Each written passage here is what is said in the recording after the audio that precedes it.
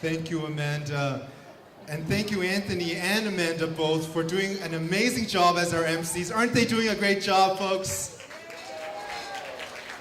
And you know who else has done a great job is the amazing performers. Because I gotta say, Jeffrey, Calcin, Gabriella, you guys are stars. I think next year, I might have to pay you guys because you guys are doing so well, right?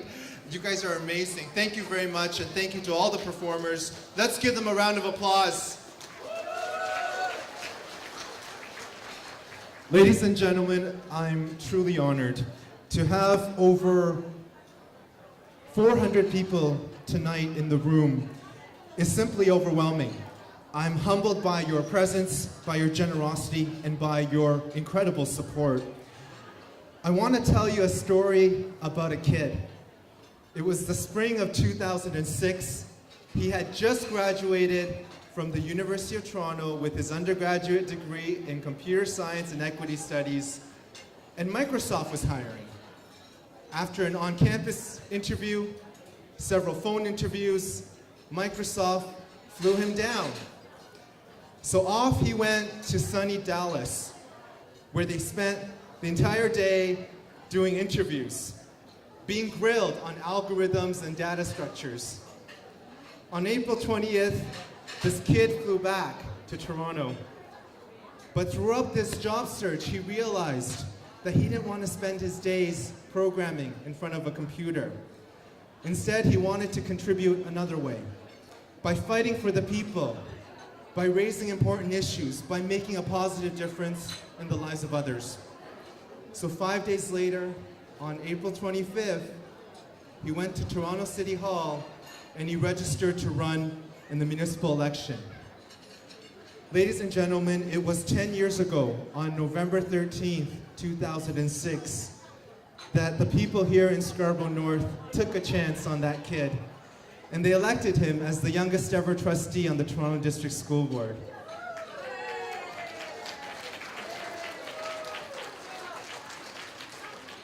And that kid, as you might have guessed, was me. I look back on those 10 years that have passed so incredibly quickly, and I wonder how one decision can make such a profound change in the direction of your life. You see, I've always been so passionate about getting involved in the community. And as a youth, I volunteered at the Scarborough General Hospital, at the St. John Ambulance Brigade. When I was in high school, I was chair of the Scarborough Youth Council, a group of young people who got together every week to tackle important social issues, to make sure that the voices of youth were heard in our municipal government. And issues like social inequality have always been near and dear and very important to me. I grew up here in Scarborough long before it became so incredibly diverse. My parents, in fact, moved up here to Scarborough in the late 1970s. North Scarborough was farmland. Growing up, I remember being that only Chinese kid in the classroom. I remember what it felt like to be different. But this is not an uncommon story, folks. It's the story of so many immigrants who have come to Canada, whose first generation have had the opportunities that previous generations did not. My parents immigrated to Canada over 40 years ago. They came from Calcutta, India.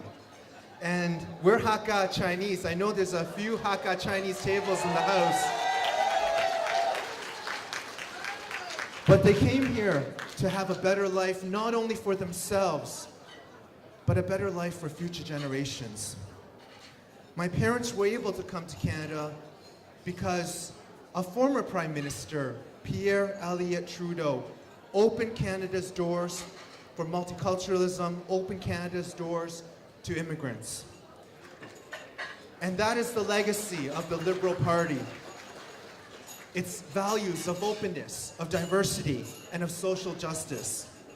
And that's why when I decided to put my name forward for Member of Parliament over 2 years ago, there was no doubt that it was going to be as a Liberal Party candidate.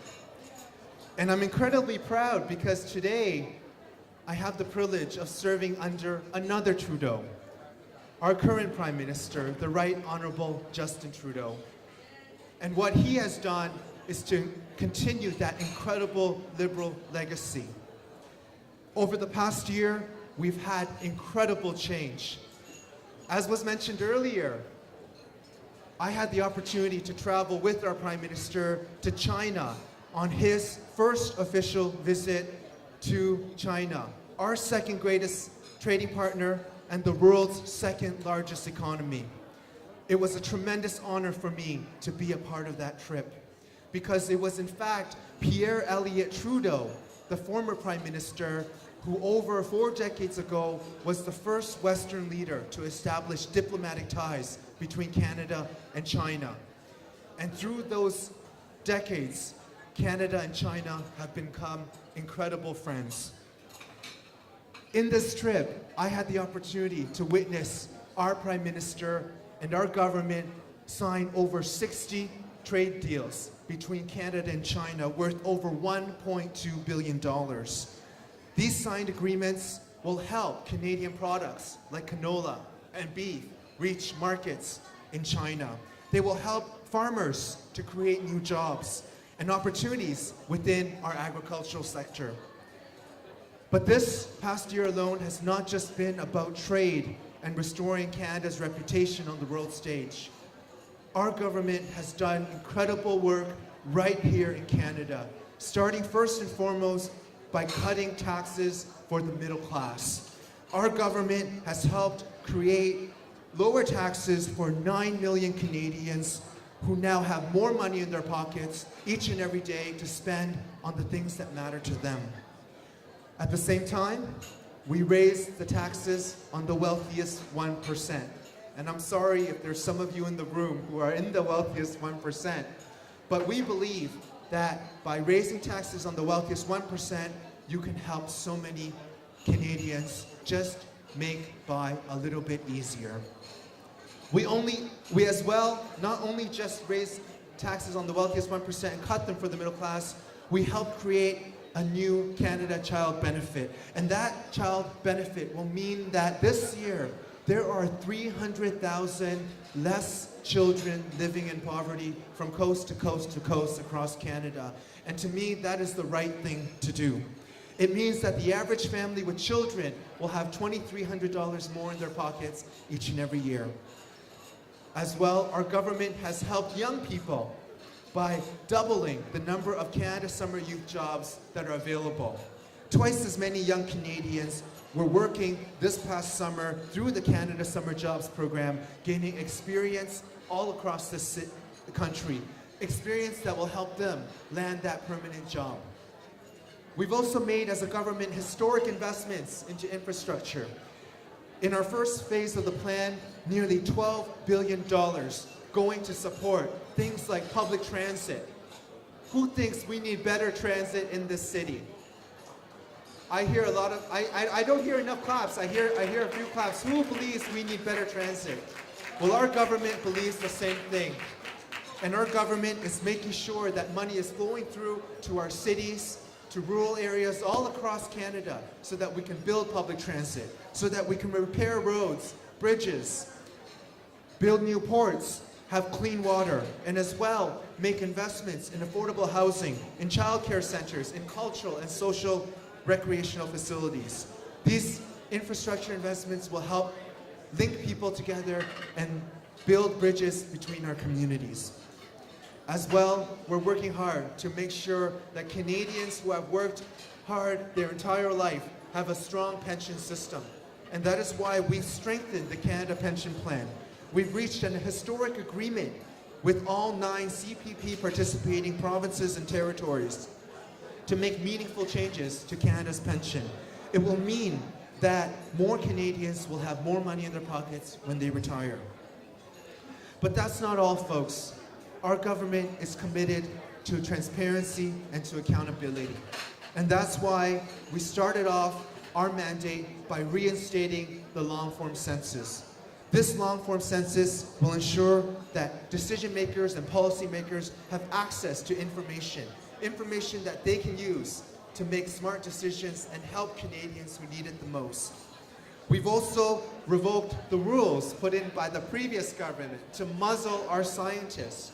Because believe me, we cannot make good decisions without evidence. And that means in a free and democratic society like Canada, giving government scientists the ability to speak freely and openly about their work with the media and with the public, and that is what our government has done. As well, we've continued our humanitarian tradition. This year already, we have allowed 32,000 Syrian refugees to resettle in Canada. And let me tell you folks, having sat on the Immigration Committee this past year, having met with the United Nations High Commission for Refugees, Canada is back on the world stage because we are a compassionate society, one that has historically allowed people from all around the world to come to Canada and make Canada their home. And that is the tradition we are continuing. We are also welcoming new Canadians, as well reuniting 14,000 more spouses, partners, and dependent children, because we believe that families in Canada need to be reunited. And finally, we have launched a national inquiry into the missing and murdered Indigenous women and girls, because this, folks, is a national tragedy that the previous government refused to do anything about. Our government has allocated $54 million over 2 years to have that national inquiry because we believe we need answers. We believe we need to bring closure to those who have been affected by this incredibly tragic situation. Folks, this is just the beginning. Our government is working hard, and let me tell you, I'm so incredibly proud to be a part of it. And I cannot do my job, I cannot do the work as your federal representative without your incredible support. So I have to say to all of you, thank you for your incredible generosity. Thank you for your incredible support. It is through your contributions that we are able to do the work that we do. And it's through your work that we can continue to build Canada as that country of compassion, that country who is stepping up on the world stage, whether it's with respect to the refugee crisis, whether it's with respect to environmental sustainability, or being there as a global partner in trade and investment. Thank you, ladies and gentlemen. 多謝大家，謝謝大家。我很高興你來參加 this fundraiser, and thank you, 大家來參加見面。I want to thank all of you, and I hope you've enjoyed the evening, and I wish we can continue to work together to build on the incredible success and the road ahead. Thank you. 多謝，謝謝。